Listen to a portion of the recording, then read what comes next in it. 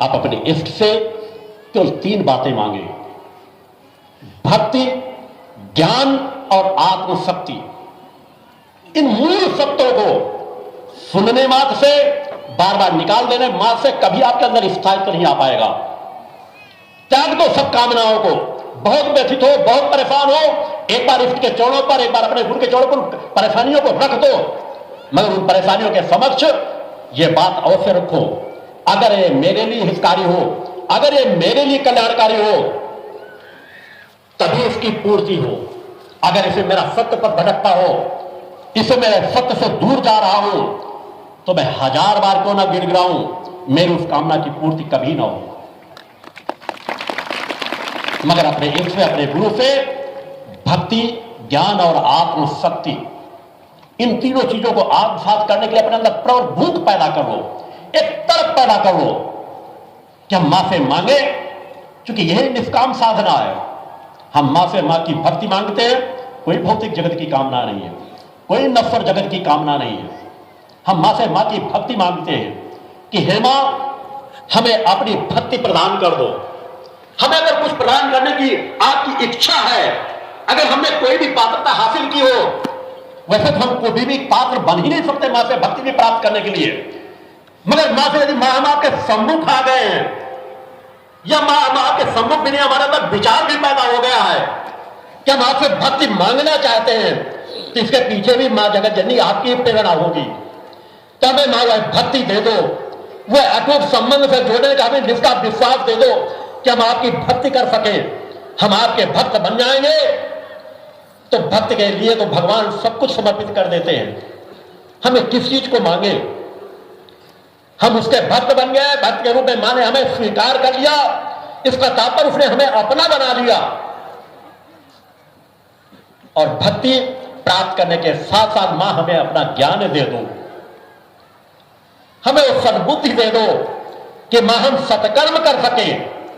हमारी भक्ति भी तभी स्थायी रहेगी जब हमारी सद्बुद्धि जागृत होगी, हमें सत्य का ज्ञान होगा, हम क्या करें क्या ना करें।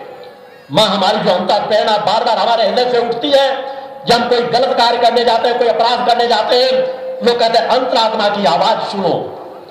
मां हम उस अंतरात्मा की आवाज को नहीं समझ पाते, वह दब करके रह जाती है। मां हमारी अंतरात्मा की आवाज को इतना प्रखर कर दो कि हम कभी भी अनित्य न्याय धर्म की तरफ हमारा कदम भी बढ़े तो हमारी अंतरात्मा की आवाज इतनी प्रबल हो कि बाहर की आवाज को उसे दबा ना सके।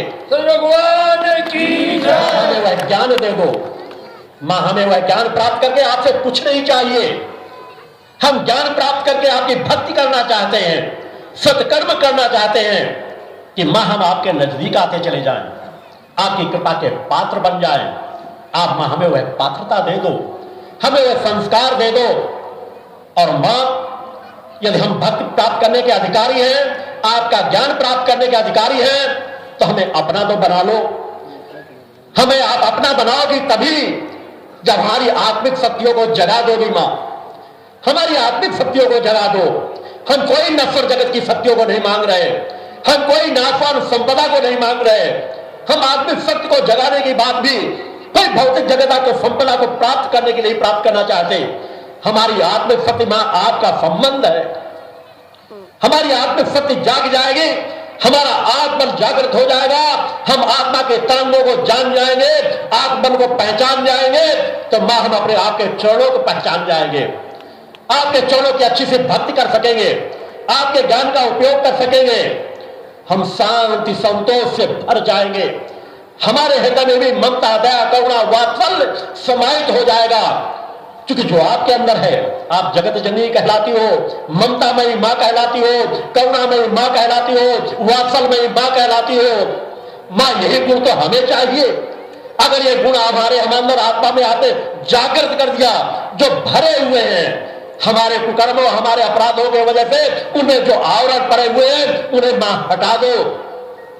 जब आत्मा आपका अंश है तो उसके अंदर भी ममता दया करुणा प्रेम वात्सल्य का खजाना भरा हुआ है। मां उस खजाने का द्वार खोल दो, हम भी अपनी आत्मा की चेतना को महसूस कर सके, तभी तो हम अच्छे इंसान बन सकेंगे, तभी तो हम अच्छे मानव बन सकेंगे। और हम अच्छे मानव अच्छे इंसान बन गए तो हम हम कैसे अपराध करेंगे, कैसे दूसरों का शोषण करेंगे। हमारा प्रेम सबके प्रति जागृत होता चला जाएगा, हम सत्य पथ पर चलने लगेंगे, सत्कर्म करने लग जाएंगे, पुरुषार्थी जीवन जीने लग जाएंगे। हम अपने धर्म का भी सम्मान करेंगे, हम दूसरे के धर्मों का भी सम्मान करेंगे। हम जाति धर्म संप्रदाय ऊंच नीच इन भेदभावों से दूर हट जाएंगे। अतः हुए कामना रखो। भक्ति ज्ञान और आत्म सत्य का विस्तार इतना बड़ा है कि अगर मैं कई सालों तक बोलता रहूं, जन्मों तक बोलता रहूं, क्योंकि इसमें तो सब कुछ ग्रंथों का सार समाहित है। अतः इस विचारधारा को आत्मसात करो। क्या मैं भक्ति ज्ञान और आत्म सत्य में हमारे जीवन का सार जुड़ा हुआ है। अतः नित्य प्रतिमा से मांगो कि मां अगर हमें वह सौभाग्य प्राप्त हुआ है तो सौभाग्य से हम उस जगत जननी आपका प्रेम पा सके, आपका वात्सल्य पा सके, आपकी ममता पा सके, आपकी दया पा सके, आपकी करुणा पा सके। और फिर देखो, आप यही तो चाहते हो कि आपके जीवन में शांति आए, आपके जीवन में सामर्थ आए, आपके जीवन में संतोष आए, आप आरोग्यता को प्राप्त करो, निरोगी जीवन जियो, संतोषी जीवन जियो। ये सभी संपदाएं आपकी आत्मा के अंदर समाहित हैं। अतः नित्य प्रति साधना में बैठो, मन को एकाग्र करो, तब ही हमारा एकमात्र माध्यम है, मार्ग है। भक्ति कहने मात्र से नहीं हो जाएगी। जिस तरह मैंने कहा कि रामायण गीता को सुनाने वाले अनेकों लोग हैं, सुनने वाले अनेकों लोग हैं, मगर उस पथ पर चलने वाले गिने चुने लोग होते हैं। अतः उस सत्य पथ पर चलने की क्रियाएं सीखो। आप अच्छे सत्य भावना से भक्ति करोगे, ज्ञान प्राप्त करोगे, आत्म शक्ति की कामना लेकर के आगे बढ़ोगे, तो संपदा आपके अंदर से जागृत होती चली जाएगी। आप निर्भीकता का जीवन जियोगे, निडरता का जीवन जियोगे, आपके खून में वो चीज समाहित हो जाएगी। आपकी आगे आने वाली पीढ़ी, आपके बच्चों के संस्कारों में वह सामर्थ्य भरी हुई होगी, जिस सामर्थ्य को आप हासिल करना चाहते हो। धन दौलत की सामर्थ्य सबसे बड़ी सामर्थ्य नहीं होती, सामर्थ्य मां की भक्ति की सबसे बड़ी होती है। उस मां की भक्ति के सामर्थ्य को जानो, समझो, पहचानो। भक्ति का विषय इतना सामान्य नहीं है, भक्ति की धरोहर इतनी सामान्य नहीं है। सच्चे भक्त तो बन करके देखो। सबरी के कथानकों को अनेकों बार सुनते हो, सबरी ऐसी थी, सबरी वैसी थी, सबरी को प्रभु ने जाकर के दर्शन दिया जाकर के। सबरी के अंदर था क्या? एक निष्ठा, एक विश्वास, एक समर्पण कि मेरे गुरु ने कहा है कि एक दिन भगवान तुम्हें दर्शन देने आपके द्वार आएंगे, तो बस उसी बात को पकड़ करके निष्ठा विश्वास में पूरा जीवन गुजार देना। क्यों सुन लेना सामान्य सी बात लगती है। जो युवा अवस्था से वृद्धावस्था को प्राप्त हो जाए, जरा कल्पना करो कितने दिन कितनी रातें उन्हें अपने इंतजार में गुजारी होगी। हम आपको सुन लेते हैं और सुनने के बाद बस इस कान से सुने उस कान से निकाल देते हैं। क्या हम सबरी की जैसी भक्ति को हासिल कर सकते हैं?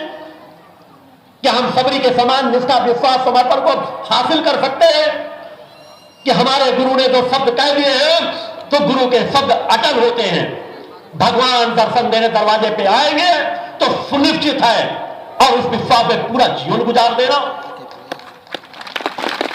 क्या लोगों ने सबरी का मजाक नहीं उड़ाया? बड़े बड़े साधु संतों ने मजाक नहीं उड़ाया कि बड़े बड़े साधु संत सन्यासी तपस्वी भगवान का इंतजार करते करते मर जाते हैं, और एक सबरी कह रही है कि भगवान हमारे द्वार पे आएंगे। मगर उसे किसी की बातों पर कोई फर्क नहीं था। उसके निष्ठा विश्वास सिर्फ अपनी लक्ष्य पर था कि मेरे गुरु ने कहा है कि तुम्हें दर्शन देने भगवान तुम्हारे द्वार पे आएंगे, इंतजार करना। पूरा जीवन गुजार दिया। उस भक्ति को हासिल करो, सच्चे भक्त बनो, सुदामा बन करके देखो। उस काल में सुदामा को अनेकों लोग कहते हैं दरिद्र था, दरिद्र सुदामा। दरिद्र सुदामा कहने वाले मूर्ख नहीं, महामूर्ख हैं। उस काल में सुदामा दरिद्र नहीं था। सुदामा के समान योग्य कोई ब्राह्मण उस काल में नहीं था। सुदामा के लिए तो अनेकों ऑफर आ रहे थे, अनेकों राजा महाराजाओं की तरफ से आ रहे तो हमसे धन संपदा ले लो, बस हमारा गुणगान करो, हमारे अंदर को हाथ रह करके जिस हर कार्यक्रम में पूजा पाठ करके हमारे पंडित बन जाओ। मगर उसने उस काल में अधर्मी अन्यायी राजाओं के प्रस्तावों को ठुकराया। वही कहा जो सत्य था, वही कहा जो उसकी आत्मा कह रही थी, और उस सत्य का परिणाम था कि उसे भूखों पेट सोना पड़ा। मगर उसने समझौता नहीं किया, उसने अपनी विचारधारा से समझौता नहीं किया। फटे कपड़े पहन लेना पसंद किया, भूखों रहना पसंद किया, बच्चों को भूखों व्याकुल रहना देखा, पत्नी को फटे हाथ देखा, मगर उसने समझौता नहीं किया। और अंतिम अटूट विश्वास का परिणाम आपने स्वयं देखा कि सुदामा ने क्या प्राप्त किया। वह मुझे कहने की जरूरत नहीं। क्या वैसी भक्ति आपके अंदर नहीं आ सकती? क्या आप सबरी और सुदामा जैसी भक्ति अपने अंदर नहीं प्राप्त कर सकते?